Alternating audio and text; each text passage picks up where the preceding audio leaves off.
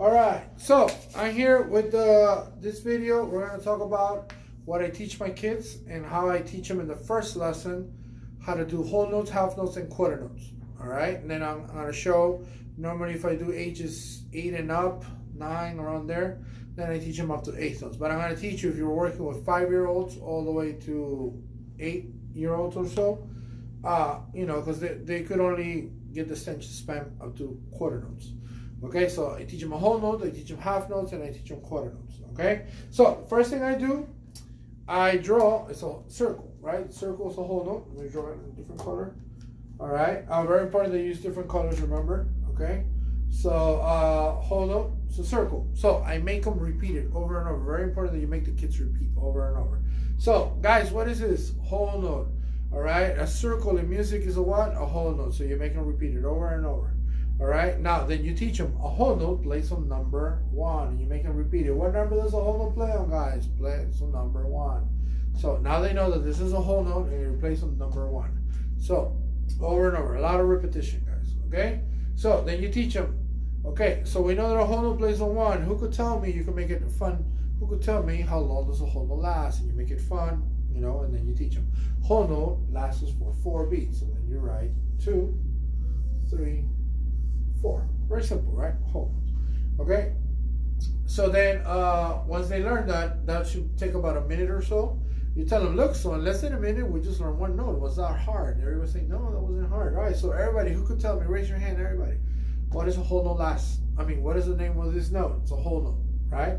What number does a whole note play on? Number 1. How long does a whole note last? 4 beats.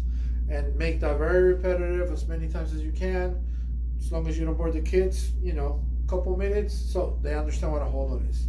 Then what I do is I draw this. I'm like, who could tell me what that is, right? So everybody, oh, that's a whole note, right? I'm like, how do we know it's a whole note? Because it's a circle. But we know a whole note plays on number 1, and you make them repeat it over and over. Okay, and then we go, all right, so this is little hints that I do that a lot of teachers, I don't know why you guys don't do it. I definitely suggest that you guys do this. I learned this in college. I didn't even know until I got to college. So, in order to turn a whole note into a half note, you have to add a stem to it, right? So, we call it a stick, right? So, I show them and I tell them, all right, so you see this little stick that I'm adding to it? It looks like a D, right? All right, so everybody, what is that? Who knows what the name of this little stick is called? Everybody raises their hand. People don't know. So, you let them know. So, it's like a little flower, right? So, a flower has a what? So, you draw for them, right? So, a flower has a stem. All right, STEM. All right, so if I ask them, what do I have to do to a whole note to turn it into a half note? And they're going to tell you, you have to add a stem, not a little stick. You remind them that it's not called a stick in music, just like a circle's not called a circle, it's called a whole note. So a lot of repetition, guys. Okay, so very important that they learn that that's a stem. It's not a stick, it's not a little line, it's a stem. Very important. Okay. So, and then I erase it out of the board. I erase it, and I constantly am asking them, what's the name of that thing? It's a stem, this and that. Good. So that should take about another 2 minutes or so to explain all this. And then I tell them, all right, guys, so in less than 3 minutes, we just learned 2 notes. What is the name of the first note? Whole note. How long does a whole note last? 4 beats. What number does it play on? 1. As long as you can. Repetitive, make them counting out loud and saying things out loud. Then I show them half notes only last for 2 beats. I make them repeat it. How long does a half note last? So one thing I show them is a whole note lasts for how many beats? 4, right? So what is half of 4? 2. So you make things visual for kids. Make it visual, make it fun, be interactive with the kids. All right. So then I show them half notes only play on number 1 and play on number 3. Or vice versa. Sometimes you could play on number 2 and on number 4, but normally number 1 and 3, right? So you make them repeat that over and over. You teach it to them. Teach them from a whole note to a half note. You have to add a stem to turn them into a half note. So once they learn these 2 notes, it should have taken about 3 to 4 minutes, depending on how interactive you are with the kids. Then I draw more half notes. Very important, guys, that you draw right on top of the number so they see. Write things big. Very important that you write things big so they understand what you're doing. Okay, and they can see it visually, especially if they're sitting on drums or whatever. Okay, all right. So I drew a bunch of half notes and I asked them, what kind of notes are these guys? Everybody, whoever knows, would be, those are quarter notes. I'm like, are they? You know, because they're not quarter notes yet, right? In order to turn them into quarter notes, we have to shape them in. So I teach them, what do I have to do to half notes to turn them into quarter notes? So we have to shape them in. Okay, so if we shape them in, they're no longer half notes, now they turn into quarter notes. And once again, repetition over and over. So these little hints, guys, the stem, the shading in of the note, very important. I don't know why a lot of you guys don't do it. I think it's very important that you guys know it because my kids remember all this. All right, and this is the reason how they remember and they understand all stuff. So once we get up to here, and obviously one thing I didn't teach you, obviously when we're doing whole notes, I make them clap it. I just, for the tutorial purposes, I wasn't doing it. So for example, whole notes. So we're gonna clap on 1 and we're gonna go to 4. So we're gonna go 1, 2, 3, 4. 1, 2. You make them do it over and over. If you have a drum, make them play on the drum. 1, 2, 3, 4. Make them switch hands, not to repeat hands. And then the same thing with the half notes, same thing with the quarter notes. You know, especially if you have group classes, it's a lot of fun for the kids. So make sure you're always having fun with the kids. All right, so once I do this, before I finish this tutorial with the quarter notes, remember, to quarter notes, it's only with little kids ages 8 and down.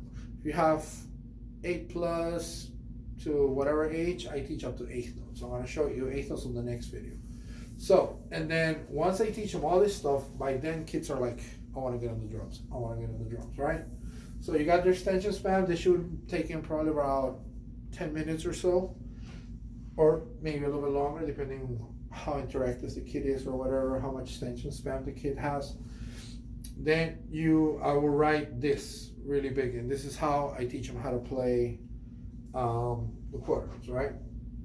So I write a bunch of 4 big X's. They have to be big, guys, really big, so they can see it from far away. All right, and as we know, we're teachers, these is quarter notes, right? I notice that I write them in like a really bright color, right? So this is what I do. Board, have 4 notes, and then you explain to them that the X represents either the hi-hat or the right cymbal, depending on where you're teaching them. All right, normally in my class, I teach them the hi-hat because it's easier, and I close the hi-hat for them because in the beginning, remember guys, you're working with kids.